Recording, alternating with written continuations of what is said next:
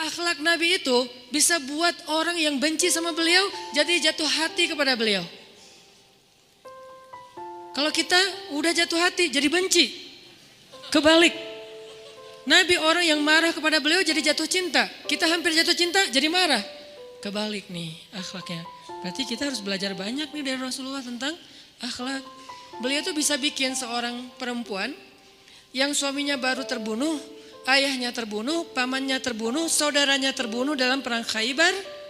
Yang dia bilang orang yang paling saya benci di muka bumi adalah Muhammad. Terus tiba-tiba yang namanya Muhammad datang menghampirinya di dalam tendanya, ditemani oleh beberapa orang sahabat. Lalu kisah itu diriwayatkan, Nabi datang dengan raut wajah yang penuh empati. Dengan raut wajah yang penuh empati. Bukan raut wajah orang yang sebagai pemenang perang. Kan Nabi menang perang waktu itu. Sebagai seorang tuan, bukan. Yang empati. Yang kayak sahabat banget gitu. Datang Nabi duduk di sebelah Sofia. Sofia diam aja, marah banget. Cuma dia gak bisa ngapa-ngapain karena dia berstatus tawanan perang. Mau gimana coba? Mau dia tusuk? Gak bisa, dia sendiri. Dan dia takut bahwa dia akan diperlakukan seperti umumnya orang memperlakukan tawanan perang. Karena dia belum paham, belum kenal Rasulullah. Dia kaget ketika Rasulullah SAW minta maaf sama dia. Kaget, gak ada cerita orang dalam perang yang menang minta maaf kepada yang kalah. Ada gak cerita kayak gitu? Gak ada tuh. Yang menang minta maaf sama yang kalah. Maaf ya kami menang. Jangankan perang, sepak bola aja susah nyari yang kayak gitu kan ya. Ini akhlak nih untuk kita teman-teman di Bandung dengan Persibnya. Nanti di Jakarta dengan apa Jakarta teh? Persijanya. Nanti yang menang siapapun yang tanding, maaf ya menang. Dari mana lo akhlak kayak gitu? Rasulullah. Karena yang itu lebih serius loh daripada bola. Bola kan cuma permainan, entertain, olahraga kan. Gak seserius perang. Perang itu serius. Kalah itu meninggal artinya terbunuh. Kalau kita kalah paling ya kurangin apa nggak dapat skor gitu, nggak dapat poin. Kalau itu kalah terbunuh. Nabi datang minta maaf dengan ekspresi empati yang tinggi, yang dalam. Nabi itu kayak ngerasain banget perasaan Sofia. Minta maaf, menjelaskan.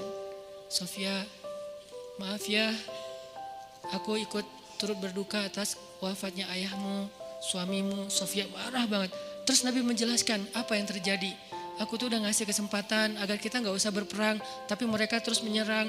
Maaf ya, ngejelasin lagi. Maaf ya, ngejelasin lagi. Berjam-jam. Seolah-olah Nabi yang minta pengampunan kepada Sofia. Seolah-olah Nabi itu tawanan perang. Minta maaf, menjelaskan kejadiannya. Minta maaf, menjelaskan. Terus kayak gitu dengan ekspresi serius. Dan kelihatan banget lah. Ucapan dan ekspresi orang yang jujur kan kelihatan ya. Jujur bahwa beliau tuh empati banget. Bahwa beliau juga berduka. Terus sampai Sofia dari yang tadinya lihat ke bawah nunduk marah. Lama-lama ngelihat ke arah Rasul. Lihat ekspresi Rasul serius banget, malah dia jadi kasihan. Sampai akhirnya dia jatuh cinta kepada Rasulullah SAW. Kata Sofia, ketika Rasulullah SAW datang kepada saya, waktu itu dia adalah orang yang paling saya benci di muka bumi. Tapi dia terus meminta maaf dan menjelaskan. Meminta maaf dan menjelaskan. Sampai akhirnya dia menjadi orang yang paling saya cintai di muka bumi. Akhlak Rasul. Rasulullah gak mengatakan Allah berfirman wahai Sofia. Enggak, belum ke sana. Akhlak dulu, baru nanti ajarin. Tarbiyah namanya kan ya. Sesungguhnya di dalam Al-Quran ada ayat tentang orang-orang yang kafir yang telah mati terbunuh. Enggak, Rasulullah tuh tahu. Jangan ngomongin tentang ayahnya yang mati terbunuh, ibunya yang pamannya, suaminya yang mati dalam keadaan kafir. Nabi gak mau ngomongin itu, kenapa? Menjaga perasaan Sofia. Kok masih dijaga sih perasaan? Kan mereka beda agama, mereka orang kafir. Inilah akhlak Rasul. Sehingga Nabi membahas yang membuat Sofia merasa kayak dihargai. Sebagai seorang janda, sebagai seorang perempuan, sebagai seorang yatim. Sebagai seorang tawanan. Sehingga dia takjub dengan akhlak Nabi. Akhirnya dia cerita. Ya Rasulullah, belum beriman udah manggil, ya Rasulullah, saya pernah bermimpi. Bahwa dalam mimpi saya melihat ada rembulan di atas kota Madinah. Lalu jatuh ke pangkuan saya. Jibril turun bilang ke Rasulullah, apa maksud dari mimpi itu? Tahu gak Rasulullah apa maksud mimpi? Apa Jibril? Maksudnya rembulan itu kamu. Maksudnya dia akan jadi istri kamu di dunia dan akhirat. Rasulullah langsung, aduh gimana ya? Rasulullah juga orang yang ra'fah banget tuh. Bil mu'minina ra'ufun rahim tuh Rasulullah. Gak enak, kan dia masih janda baru meninggal suaminya. Masa saya lamar gimana ya? Kata Jibril, ya Rasulullah, Allah suruh engkau melamar dia untukmu.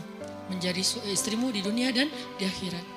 Rasulullah dengan gak enak hati mengatakan, Sofia, aku ingin melamar kamu. Sofia, gimana ya? Itu mah cewek ya. Saya mencoba untuk menghayati kisah ini dari angle cewek elegan ya. Bukan cewek biasa, oh boleh gak apa-apa sih, gue sih enggak. Cewek elegan, cewek terhormat, cewek yang soleha walaupun belum beriman. Pasti dia gak akan bilang, Alhamdulillah Masya Allah, A-nya panjang gitu kan ya. Terus pakai emoticon berderai-derai, enggak. Dia terhormat. Dia akhirnya saya terserah gimana baiknya aja, menikahlah Nabi dengan Sofia. Modalnya apa? Akhlak. Bukan mahar yang besar, bukan akun sosial media followersnya paling banyak, bukan eksistensi, bukan gaya-gayaan, bukan datang bawa mobil mewah, datang bawa akhlak. Ini kayaknya modal kita belajar juga nih gimana cara ngelamar calon istri, akhlak.